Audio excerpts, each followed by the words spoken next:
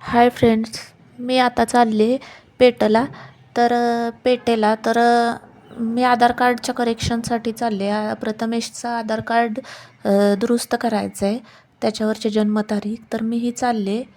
त्याने फोन केलेला, तो आधी जाऊन तिथं थांबलेला.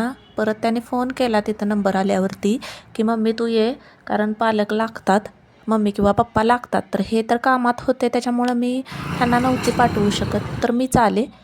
आल्यानंतर खूप उशीर झालेला म्हणून आता इथं वडापाव खायला थांबलो, कारण त्याला भूक लागलेली. आणि वडापावची ऑर्डर दिली आणि इथं थांबलो. मग आता तर वाजले 12. इथून जाऊन परत त्याला शाळेत पण पाठवायचं आहे मला. सकाळी जेवण बनवलेलं, तरी पण हा वडापाव खायला घेतला, खाल्ला आणि घरी चाललो. काम आटपून आपलं घरी चाललो.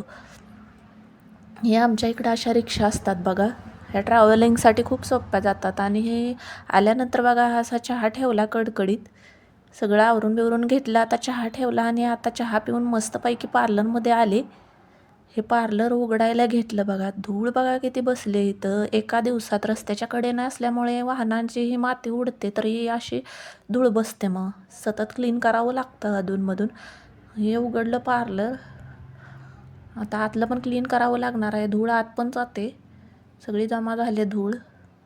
दुपार झाली आता पार्लर उघडायला, आणि आत्ताही क्लीन करायचं चाललं आहे माझं.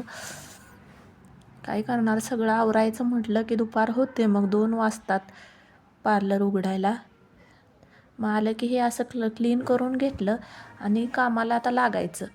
हे लादी वगैरे पुसायची, कामाला लागायचं. आता दुपार झाल्यामुळं काय कस्टमर एवढं नाही आहे, शांतच आहे मार्केट. पण आपलं तोपर्यंत क्लीन करून आपलं निवांत झालं बसलेलं बरं. मग